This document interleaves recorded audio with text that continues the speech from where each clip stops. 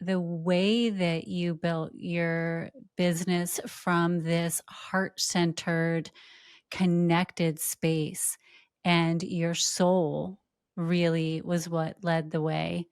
And you went on a soul journey in order to do that. And then we dove into your soul.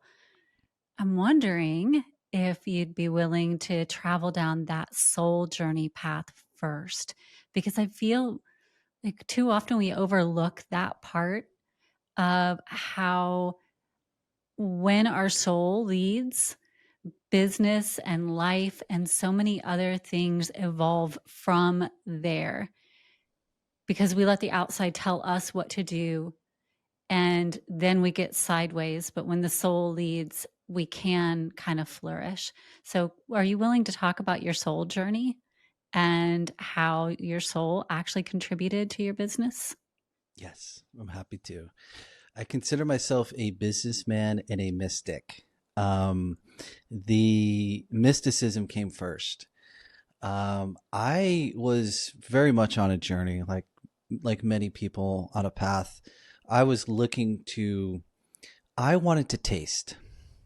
I read so many wonderful books growing up about these states of consciousness and self-realization and enlightenment, and I was just like enamored by, well, how do I do that? How do I get into myself to actually drink that deeply, where I'm actually like tasting what these amazing authors are putting in books and sharing? That's what I was after. And so at about in my mid 20s, really being on this journey. And I was coming out of a really difficult relationship and I was heartbroken and I wanted to solve this problem in my life of what is love and where does it come from and who are the people who know love the best and where do I find those people? It was not a Google search. It feels like these sort of paths can be hidden sometimes. I'm like, where's the real stuff, right? And Yeah. I happened to stumble across a colleague who I was sharing my sort of pain that I was in. And I was unresolved and I couldn't figure out how to get unstuck from this. And she said that she had a friend who was a Sufi and she went to a Sufi school where it was like an energy healing school and she deals with these matters of the heart all the time. And I'm like, I could use help. And so I ran it. So I met this random stranger through a friend who introduced me to Sufism, which is which is a very mystical path, like the poet Rumi. I actually have behind me my Sufi books here. They're deep, beautiful people who are the Sufis. They're like in the, um, they call it Sufi literally means wool. And they used to be these old people who wore like wool clothing. And the metaphor was that they were the wool between the hands of God. They were just so divinely surrendered to that existence that they were just the flexibility to be shaped into the face of the divine. And so I didn't know that at the time. I was just looking for help. So I met this Sufi healer. She called herself, and the first time I met her, it was something about her eyes that it was just an unassuming person. She was an older woman, and I didn't know I didn't look like the Dalai Lama or anything like that. Just looked like a normal person, but she had this energy to her. She held space for me in a way that I never felt listened to or heard or seen that way. And that was like an indicator of like, wow, why am I just sharing so much of myself to a complete stranger? And but what I was really after was, how do I get relief from the pain that I was in? And that's what I was sharing. And she said that after listening to me kind of empty myself, that she could help and that she had a practice that she wanted to teach me. It was called Remembrance. And this is it's like a meditation, but deeper.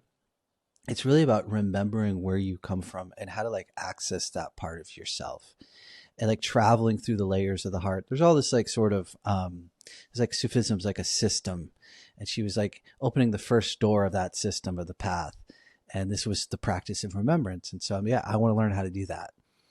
And so we did the first meditation over the phone, and I kind of felt like a ting of something happening. I'm like, I feel a little quiet. I feel a little more peaceful, but I'm no fireworks. I'm not sure of what to expect. And then we did a second session, and I felt a little bit more relaxed. Right, just felt like an energetic massage or something. And but it was the third session that really changed my life. Was when the tomb inside my heart cracked, and I went through sort of from here, from my mind to this, traveled those 7 inches and into my heart. And she guided me through this beautiful practice, this remembrance meditation. And I was able for the first time to really taste what was inside of me, this gorgeous, ecstatic experience. I was so lost inside myself that I had no understanding of time or space, or I was just traveling, going deeper and deeper and deeper and deeper inside my heart, and eventually knocking on the door of my soul, and seeing the difference in the discernment between the subtlety of that light. It was very different from the heart space. And as I traveled into that sort of energetic field, that was like a massive entry into a divine reality of like this subtle light and this gorgeous, intoxicating feeling of emotions and sensations, just not human emotions and sensations. They were like almost angelic, like just sort of guiding me and whispering me into this gorgeous garden. And so I spent a lot of time, so, and I needed it. I was like filling my cup and soaking it in, and like just in this bewilderment of consciousness. And eventually I kind of sort of came out of it, and I was still connected to my earpiece with the phone because it was through the phone. It wasn't even in person. And I was like, hello. And oh, we must have got disconnected because I couldn't hear her anymore.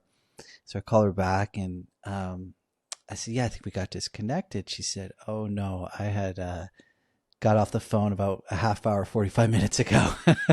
I did not want to disturb where you were. I really wanted you to marinate in this light and really, really drink it in.